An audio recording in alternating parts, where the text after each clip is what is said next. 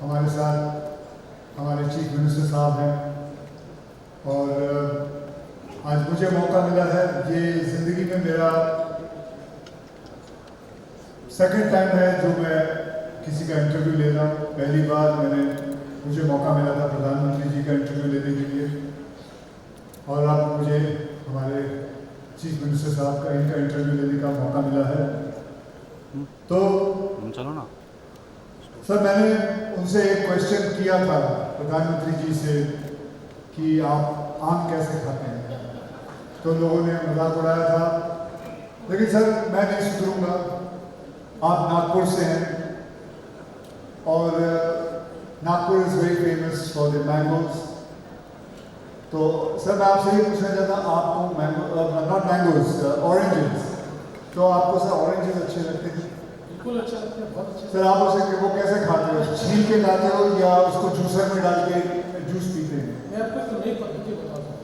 ये जो ऑरेंज होता है ना, उसको पील किए बिना यू जस्ट कट इट और उसको कट करके 2 भागों में आप कर दीजिए, उसके ऊपर थोड़ा नमक डालिए।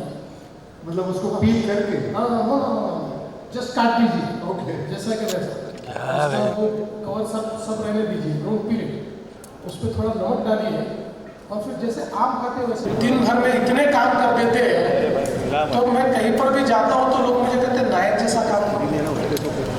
देखो एक दिन में कितना उन्होंने कर दिया, कैसे एक दिन में उन्होंने दुनिया बदल दी। तो मुझे एक दिन अनिल कपूर जी मिल गए, मैंने उनको कहा क्यों बनाई हुए नायक, आप नायक और हम नालायक, तो ऐसा लोगों को लगने लग गया। एक दिन में इतनी सारी चीज़ें कैसे आपने कर दी उसके अंदर। तो मुझे ऐसा लगता है कि एक बेंचमार्क सेट करने का काम उसने किया है। बट अदरवाइज मुझे ऐसा लगता है कि फिल्मों ने एज ए ह्यूमन मेरी फीलिंग्स को शेप करने के लिए, मेरी इमोशंस को शेप करने के लिए, और हमेशा चूँकि कोई भी फील्ड ऐसा होता है कि जिस फील्ड में आप बार बार अगर कोई काम करते रहते हो तो कई बार आपकी इमोशन जो है थोड़ी डीप होती है, थोड़ा आप यूज्ड हो जाते हो, तो उन इमोशंस को जिंदा रखने का काम ये फिल्मों ने किया है। और मैं ऐसा मानता हूँ कि फिल्म देखने के बाद मैं वही एक नॉर्मल आदमी बन जाता हूँ जो मैं सालों से हूँ। सर आपने जैसे बताया कि नायक फिल्म के अंदर अनिल कपूर जी एक दिन के लिए चीफ मिनिस्टर बन जाते हैं। सर अगर आपको मैं पूछूं कि एक दिन के लिए आप फिल्म के डायरेक्टर बन जाएं और फिल्म का नाम हो महाराष्ट्र, तो पहला सीन आप क्या पिक्चराइज करेंगे? मुझे ऐसा लगता है कि अगर महाराष्ट्र में फिल्म बनती है तो पहला सीन होगा जिसमें छत्रपति शिवाजी महाराज ये राज्याभिषेक के लिए बैठे होंगे और इतने सालों की गुलामी के बाद फिर एक बार स्वराज्य का निर्माण, ये उसका प्रयास है। तो सर मैं आपसे एक और चीज़ पूछना चाहूँगा, जैसे बॉलीवुड में हमारी हिंदी फिल्म इंडस्ट्री में रियल हीरोज दिखते हैं, आपके हिसाब से पॉलिटिक्स के रियल हीरो कौन है? देखिए आज अगर हम लोग भारत को अगर हम देखें तो भारत के इस पूरे पॉलिटिकल हिस्ट्री में हमको रियल हीरो के रूप में हमारे प्रधानमंत्री नरेंद्र मोदी जी दिखाई देते हैं। और वो इसलिए दिखाई देते हैं कि यस वॉक द टॉक।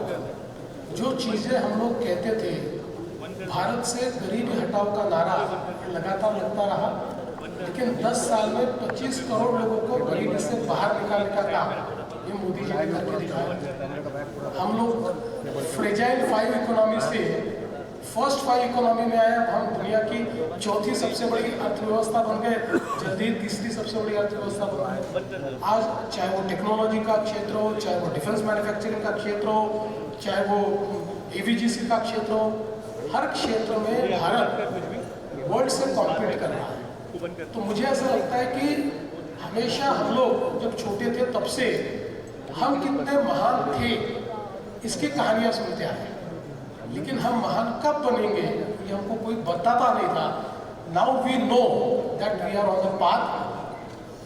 2047 में विकसित भारत, ये महान भारत का चित्र अब हमारे सामने है और उस चित्र को लाने वाले हमारे प्रधानमंत्री नरेंद्र मोदी जी हैं। बहुत खूब सर, बहुत बढ़िया सर, बहुत बढ़िया।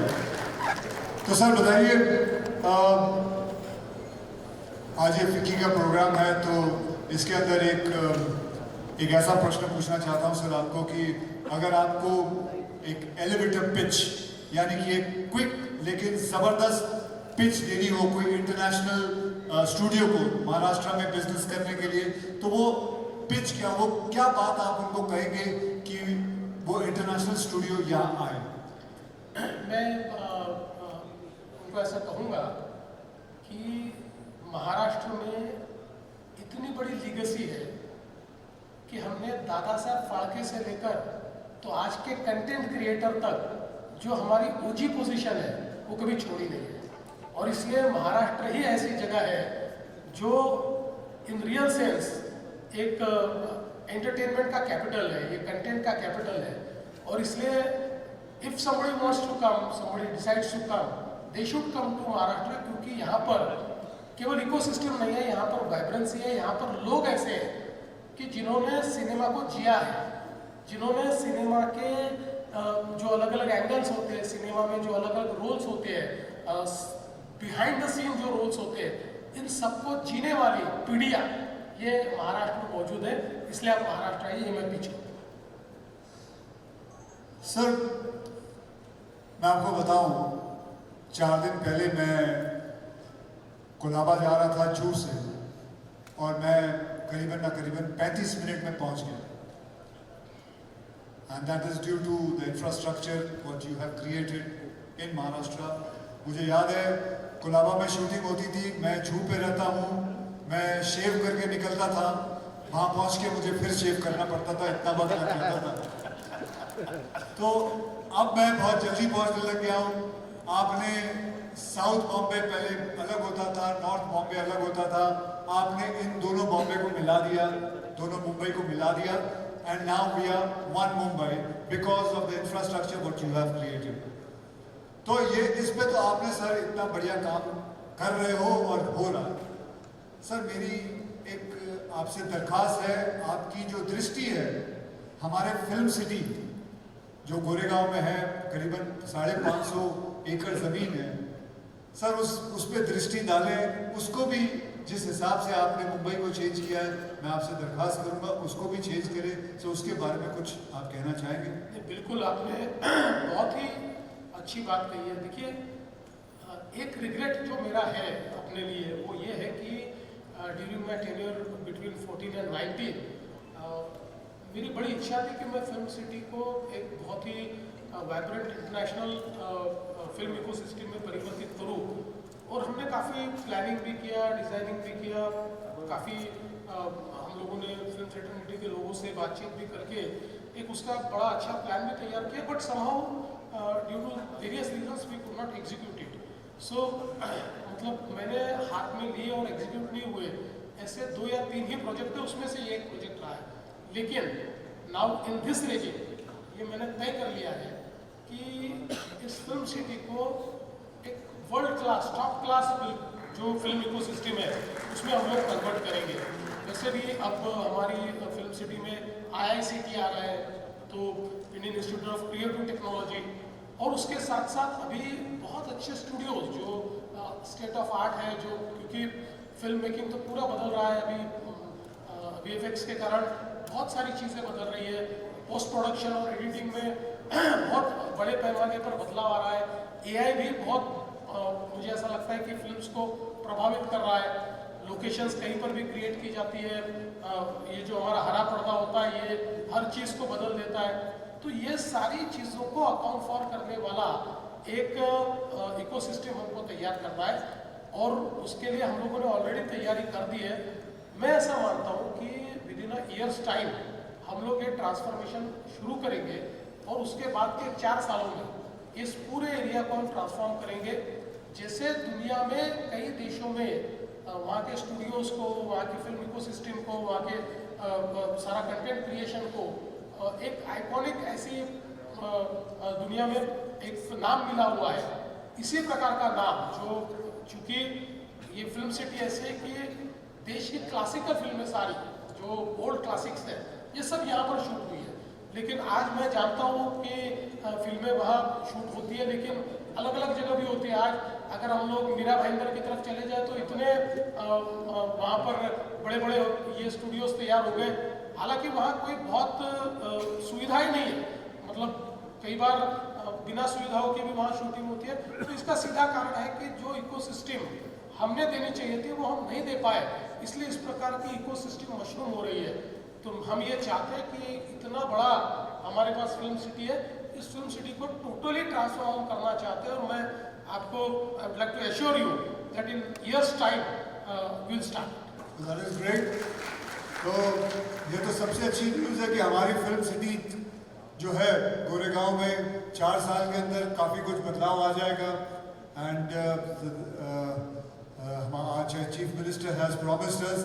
सर मैं एक और बात पूछना चाहूँगा सर, मैं मराठी सिनेमा का बहुत बड़ा फ़ैन हूँ सर। मैं समझता हूँ जिसका मतलब screen play story, Marathi cinema की जो स्क्रीन प्ले स्टोरीज और जो किस्म के मुद्दे उठाते हैं, मैं ज़्यादा करके जगहों पे नहीं देखता। I think they are the one of the best. Sir तो मैं ये जानना चाहूँगा सर, जेन ज़ी में इसे पॉपुलर बनाने का आपका कोई प्लान है कि इसको कैसे पॉपुलर बनाया जाए? और दैट्स इट। नहीं, बहुत अच्छा प्रश्न आपने पूछा, और मैं आपको कहना चाहता हूँ कि मराठी फिल्म ये इतनी ताकतवर क्यों है। इसका एक कारण है कि मराठी थिएटर ने इसको ताकतवर रखा है। आज भी अगर हम देखें तो देश में जो हमारे भाषाई थिएटर्स हैं, चाहे वो हिंदी हो या अलग अलग भाषाओं के थिएटर्स हो, इसमें कहीं ना कहीं हमको थोड़ा सा एक ऐसा लगता है कि समहाउ दे आर, मतलब उनकी शीन थोड़ी कम हो रही है, ऐसा हमको ध्यान में आता है। पर मराठी थिएटर इतना इनोवेटिव रहा है कि उसमें मुझे ऐसा लगता है कि एक क्रिएटिविटी की या अभिव्यक्ति की जो मिसाल मराठी थिएटर ने कायम की, और आज भी आप देखिए मराठी जो हमारे ऑडियंस भी है वो भी बड़ा वाइब्रेंट ऑडियंस है। आज भी महाराष्ट्र में इतने मराठी नाटक तैयार होते हैं, उन नाटकों को देखने के लिए आज भी भीड़ लगती है, हाउसफुल नाटक चलते हैं। कई लोगों ने तो 10-10 हज़ार शोज का वर्ल्ड रिकॉर्ड तैयार किया हुआ है। तो ये जो चीज़ें हैं, इसके कारण वही क्रिएटिविटी आज हमको मराठी फिल्म में भी देखने को मिलती है। और आपने जो कहा तो मुझे ऐसा लगता है कि आप देखिए नटरंग जैसा एक फिल्म आती है, या पुरानी जो थीम्स है उसके ऊपर फिल्म, अभी दशावतार का एक ये चल रहा है थिएटर में भी नए, मतलब जो बहुत ओल्ड इस प्रकार के सखाराम बाइंडर जैसा एक शो अगर शुरू हो जाता है तो उसको जेन ज़ी भी मराठी की ये लाइक कर रही है। आज उसके ऊपर लोगों को वो चीज़ें पसंद आ रही है। तो मुझे ऐसा लगता है कि ये जो मराठी ऑडियंस है, स्पेशली जेन ज़ी जो है, ये अभी फिल्मों से जुड़ रहा है। देखिए एक ये जो क्रिएटिविटी बड़े पैमाने पर जो मराठी में हमको दिखाई पड़ती है, उसमें निश्चित रूप से मुझे ऐसा लगता है कि उसको आज मतलब एक समय ऐसा था कि हमारे मराठी फिल्म्स को कई बार थिएटर मिलने में तकलीफ होती थी, और कोई ब्लॉकबस्टर फिल्म आ जाए तो मराठी फिल्म का रिलीज रोकना पड़ता था। पर आज ऐसी स्थिति है कि एक ही दिन 2 मराठी फिल्में रिलीज होती है और दोनों ब्लॉकबस्टर हो रही है, दोनों बिल्कुल लोगों को पसंद आ रही है। तो ये एक बहुत बड़ा काम हो रहा है, और हम भी एज ए गवर्नमेंट हमारा भी ये प्रयास है कि हम लोग मराठी फिल्म इंडस्ट्री को मदद करें। इसलिए कई योजनाएं भी महाराष्ट्र सरकार की ओर से हम चला रहे हैं कि जिससे हमारी मराठी फिल्म इंडस्ट्री को बूस्ट मिले। लेकिन आपने एक बहुत अच्छा मंत्र मुझे दिया है, specific effort to connect Gen Z with Marathi films हमने नहीं किया, और आज आपने मुझे एक नया मंत्र दिया है, how to connect Gen Z to Marathi films. अब इसके ऊपर मैं वर्क करूँगा। बढ़िया सर, आप महाराष्ट्र के चीफ मिनिस्टर साहब हैं, so you know the dark side of Maharashtra. आपको ऐसे ऐसे सीक्रेट्स पता है महाराष्ट्र के, about weather crime, everybody, the police reports to you, आपको सब पता है अंदर महाराष्ट्र में क्या क्या कहाँ क्या हो रहा है। तो सर एक मैं आपसे बात पूछना चाहूँगा कि आप फिल्में देखते हैं? बिल्कुल देखता हूँ। तो सर मुझे बताइए सर कि फिल्में जो है वो क्राइम को कॉपी कर रही है या क्राइम है वो फिल्मों को कॉपी कर रहा है। आप अंदर की बात जानते हो, आप ही को ये बात पता है। नहीं, मुझे ऐसा लगता है कि क्राइम फिल्मों से आगे निकल गया है, क्योंकि क्राइम फिल्मों से आगे निकल गए। बिल्कुल। देखिए, जब तक स्ट्रीट क्राइम था तो स्ट्रीट क्राइम में लोग फिल्मों को कॉपी करते थे। लोगों को ऐसा लगता था कि फिल्म में अगर कोई बड़ा गुंडा दिखता है तो वो जो जिस क्रिमिनल माइंडेड लोग उस प्रकार का गुंडा, थोड़ा हीरोइक गुंडा बनने की कोशिश करते थे, रॉबिन हुड बनने की भी लोग कोशिश करते थे।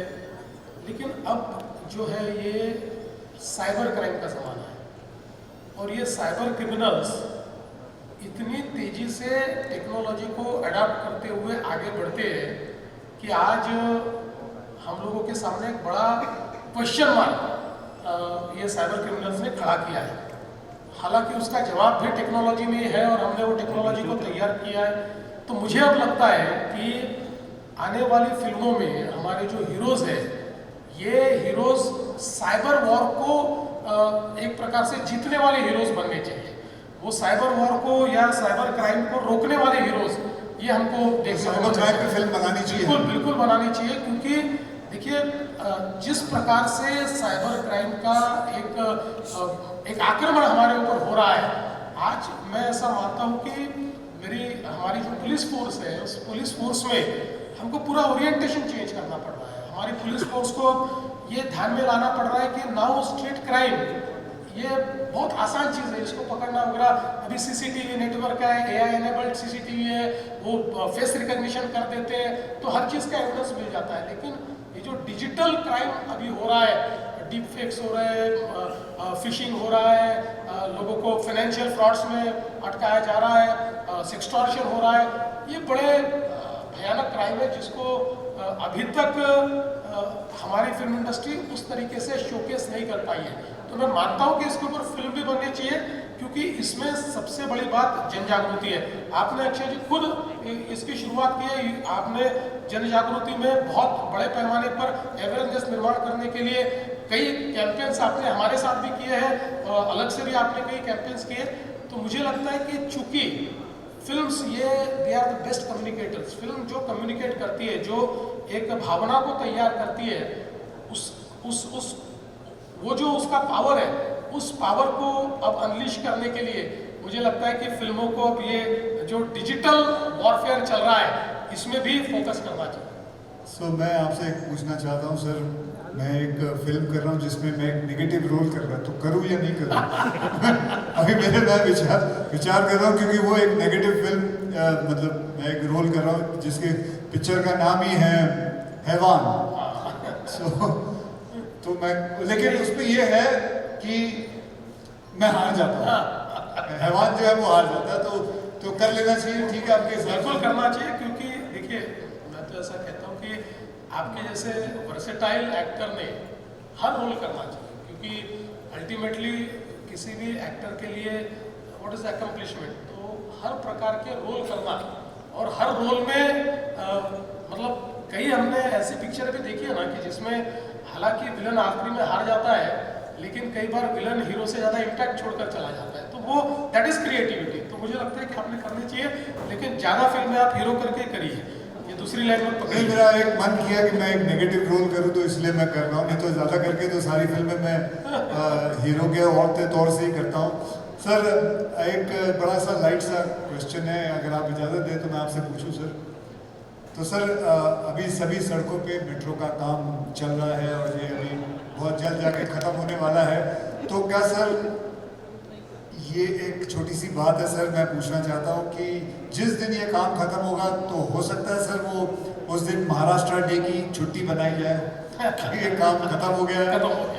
बिकॉज सब I am sure we are going through all the traffic jams and all, but after every night comes the day and we are all waiting for that day कि सब काम खत्म हो जाए। वैसे तो काफ़ी जगहों पे काम खत्म होना शुरू, मैं ये कह रहा हूँ कि जब सब काम खत्म हो जाए, सब खत्म हो जाए, तो हमारे चीफ मिनिस्टर साहब एक दिन अनाउंस करते कि this is the Maharashtra day, जब छुट्टी मिलेगी। ऐसा हो सकता है? आपने बहुत अच्छी बात कही है कि बहुत बड़े पैमाने पर मुंबई में काम चल रहा है, और I take this opportunity to actually apologize all the Mumbaikars for what they are going through in the traffic, लेकिन it is for good, क्योंकि जैसे हमारे मेट्रोज, उसके बाद हमारे टनलिंग का काम चल रहा है, बहुत बड़े पैमाने पर हम लोग अंडरग्राउंड रोड्स तैयार कर रहे हैं, टनल्स तैयार कर रहे हैं। तो ये सारी चीज़ें जैसे समाप्त होगी तो हम लोगों ने एक मंत्र मुंबई के लिए तैयार किया है कि मुंबई इन 59 मिनट्स, और इसका मतलब ये है कि हम लोग चाहते हैं कि मुंबई के किसी भी कोने से किसी भी कोने तक जाने के लिए मैक्सिमम टाइम जो आपको लगना चाहिए वो 59 मिनट्स लगना चाहिए, बाकी उससे कम ही लगना चाहिए। इस प्रकार का मुंबई का पूरा प्लानिंग हमने किया है। तो मुझे ऐसा लगता है कि निश्चित अक्षय जी ने कहा है और हम सुनेंगे नहीं, ऐसा तो हो नहीं सकता। तो इसलिए जैसे ये काम समाप्त हो जाएगा तो 1 मई को महाराष्ट्र डे मनाएंगे और उस दिन छुट्टी दे देंगे। अरे उस दिन तो ऑलरेडी छुट्टी होती है उस दिन। ये आपने एक गुगली डाली है, उस दिन छुट्टी होगी जो दिन ऑलरेडी पहले से हमें छुट्टी मिली हुई है। लेकिन बढ़िया सर जाने से पहले एक और बात सर, मैं आपके अंडर सारे मुंबई पुलिस, महाराष्ट्र पुलिस आती है सर एक मतलब it's nothing got to related with film industry और फिल्म्स और एनीथिंग। सर मैं देखता हूँ सर, ये लोग जो जूते पहनते हैं उसके अंदर जो हील होती है, it is not an easy job to run in those heels. मेरे हिसाब से being an athlete, being a sportsman, मैं समझता हूँ सर अगर आपको ठीक लगे, क्योंकि मुझे पता है कि ये जब भागते हैं या इतना चलते हैं तो महाराष्ट्र पुलिस की पीठ पे हमेशा कोई ना कोई प्रॉब्लम्स आती है। You can get a slip disc, you can get L4 L5 problem because of that heel. So I was just छोटा मोल बड़ी बात जैसे है सर कि अगर उनके जूते चेंज हो जाए ना तो महाराष्ट्र पुलिस के लिए बहुत काम आएगी ये बात कि they can run much faster than any criminal. बहुत अच्छी बात आपने कही है, और शायद इससे पहले किसी ने हमारे ध्यान में भी ये लाकर नहीं दी। हमारे तो जो पुलिस है वो इस प्रकार के जूते पहनकर ही सारी प्रैक्टिस करते हैं, लेकिन आपने कहा ये बात भी सही है कि शायद उसके कारण एट अ लेटर एज उनको बैक प्रॉब्लम हमेशा आती है। मैं आपको ही रिक्वेस्ट करूँगा कि अगर आप कोई इसमें इनोवेशन, कोई डिज़ाइन चेंज या कुछ अगर आप सुझा सकते हैं, बिकॉज आप तो ओजी एक्शन हीरो है, तो आपको ये पता है कि एक्शन के लिए what is the best. Sir I will try and make a brown shoes and I will show it. Yes please, अगर आपको ठीक लगे निश्चित रूप से अडाप्ट करेंगे। बहुत बढ़िया सर। तो हमारी जो महाराष्ट्र की पुलिस है बस रेडी हो जाइए, वो बहुत तेज भागने वाली है। अब criminals are not going to have any chance, but thank you very much sir, thank you very much for coming and giving your insight about the film industry. Thank you everybody for being patient. Thank you very much.